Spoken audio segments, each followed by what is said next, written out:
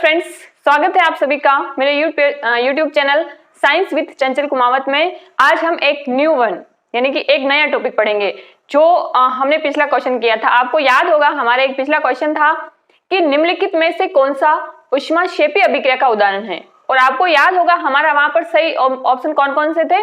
एक था हमारा सांद्र अम्ल का तनुकरण, dilution of concentrated acid, and हमारा सेकंड ऑप्शन था बिना बुझे चूने पर जल की अभिक्रिया यानी कि चूने को बुझाना।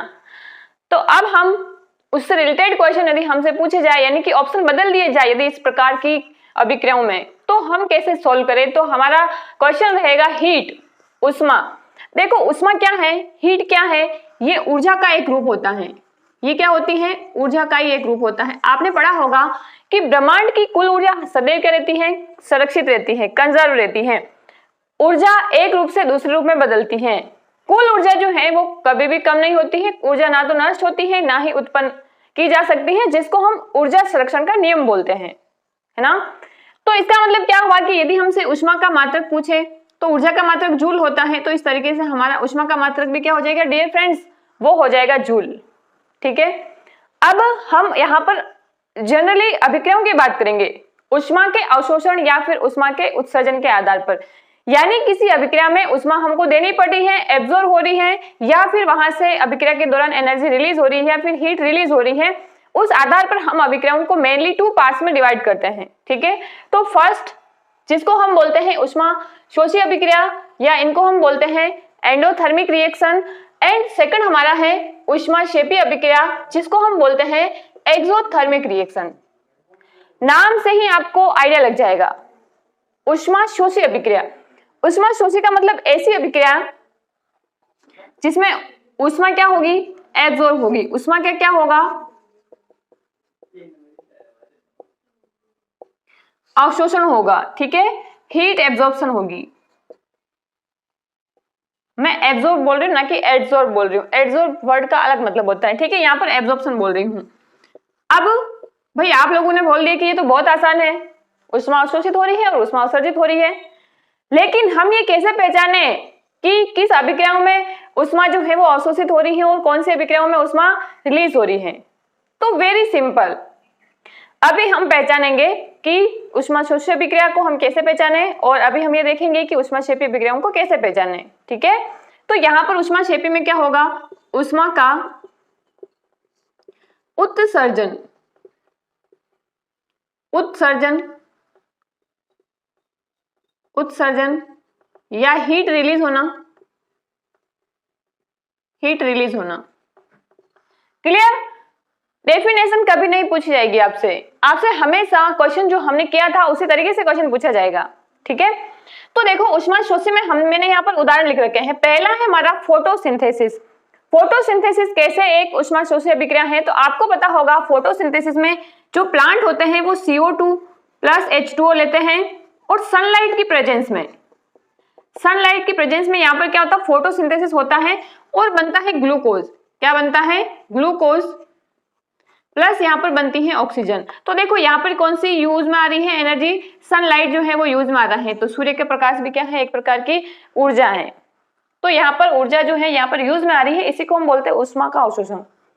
सेकंड है जल का वाष्प में बदलना। पानी को हमने गर्म किया यानी कि हीट दी हमने, तो अभिक्रिया में उष्मा अवशोषित हो रही है। तो ये भी किसका उदाहरण है, उष्मा शोषी का उदाहरण है। बर्फ का जल में, बर्फ को जब हम फ्रीज से बाहर रखते हैं तो बर्फ क्या करता है, हीट को एब्जॉर्ब करता है, उसका टेम्परेचर बढ़ता है, तभी तो वो किस में बदलता है, पानी में बदलता है। तो ये भी किसका एग्जाम्पल हो जाएगा, ऊष्माशोषी अभिक्रिया का हो जाएगा। ठीक है, फिर है एल्केन का टूटना। अब हमें किसी चीज को ब्रेक करना है, ठीक है, हमें किसी इंसान को तोड़ना है, नहीं ऐसा नहीं है, यानी कि किसी चीज को तोड़ना है।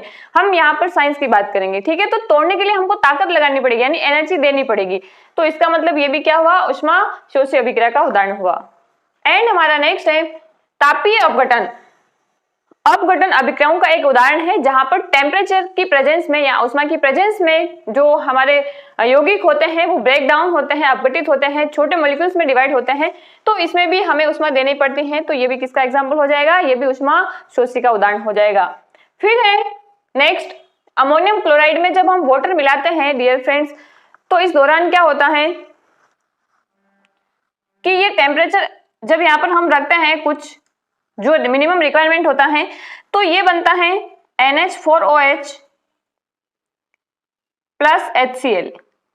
आप जब यदि देखेंगे साइंस के स्टूडेंट होंगे तो आपको समझ में आ रहा होगा, ये एक तो क्या बना हमारे पास क्षार बना, एक तो क्या बना बेस बना, और एक हमारे पास क्या बना अम्ल बना।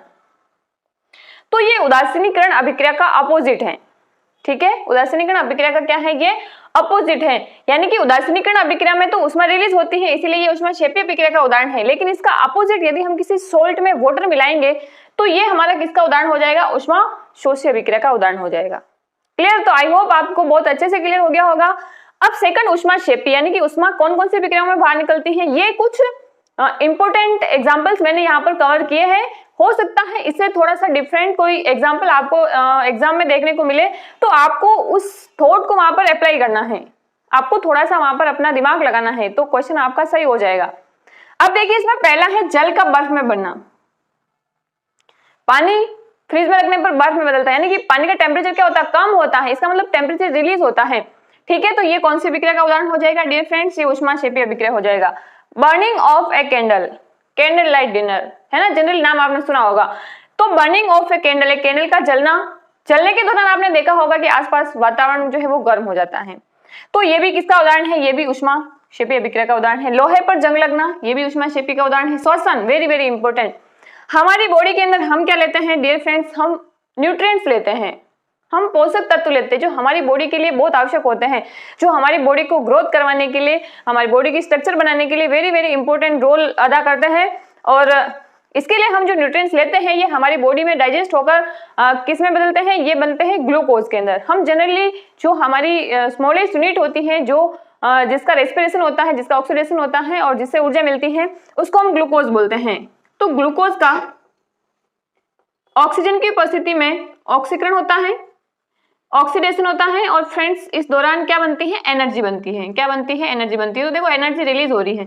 तो श्वसन भी एक प्रकार की कौन सी अभिक्रिया है, एक प्रकार की श्वसन अभिक्रिया तो है ही, लेकिन हमारा उदाहरण किसका है, ऊष्माक्षेपी अभिक्रिया का उदाहरण है। क्लियर? एंड नेक्स्ट एग्जाम्पल देख लीजिए, प्रबल अम्ल प्लस जल। यस, इसका दूसरा नाम ये भी है एक सांद्र अम्ल का तनुकरण। स्ट्रॉन्ग एसिड जैसे मान लो HCl है, या फिर H2SO4, या फिर HNO3 नाइट्रिक एसिड, कुछ भी हो सकता है। तो इसमें जब हम वाटर मिलाएंगे तो क्या हो जाएगी, ये हो जाएगी डाइल्यूट। क्या हो जाएगी, डाइल्यूट हो जाएगी। तो डाइल्यूट होने के दौरान बहुत ज्यादा मात्रा में क्या निकलती है, एनर्जी निकलती है। इस प्रबल अम्ल के अंदर जल मिलाना के दूसरा रूप क्या कहलाता है, सांद्र अम्ल का तनुकरण, ठीक है। फिर एक उदाहरण हमारा आया था, बिना बुझे चूने को हम बुझाएंगे, यानी उसमें जल मिलाएंगे, तो ये भी हमारा क्या कौन सा प्रक्रम होगा, ऊष्माक्षेपी होगा। इस दौरान भी हीट रिलीज होगी।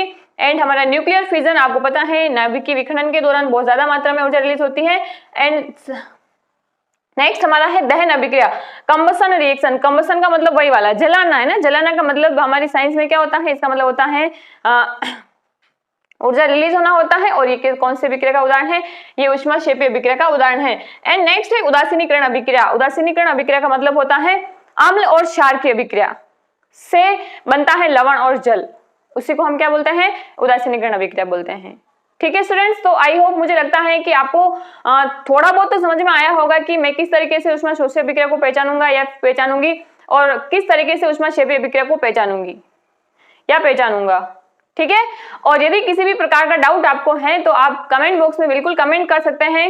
आज के लिए इतना ही, थैंक यू सो मच। आपको वीडियो पसंद आ रहा हो स्टूडेंट्स तो वीडियो को लाइक करना नहीं भूले, शेयर करना नहीं भूले और सब्सक्राइब करना नहीं भूले। और यदि आपके कोई भी दोस्त किसी कंपटीशन एग्जाम की तैयारी कर रहे हैं जिसमें जनरल साइंस पूछी जाती है, उसको इस वीडियो का लिंक जरूर भेजें। Thank you so much, bye bye.